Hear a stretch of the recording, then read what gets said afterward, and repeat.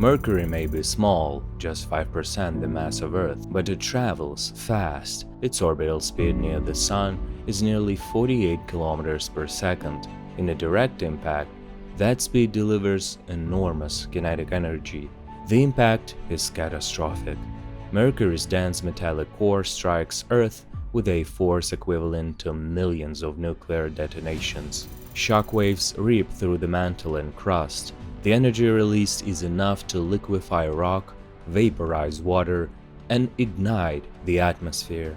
Both planetary surfaces melt at the point of contact. Vast clouds of silicate vapor and metal gas rise into the upper atmosphere, but they don't escape. Earth's gravity ensures that nearly all debris is pulled back down. Instead of forming rings of asteroids, the ejected material rains back onto the molten surface. This secondary infall drives up temperatures even more, spreading molten rock across much of the globe. What remains is a larger, violently reshaped Earth, the merged cores of both planets now churn beneath a thick ocean of magma. Over time, the surface will cool and solidify, but the climate, geology, and rotation of the planet will never be the same.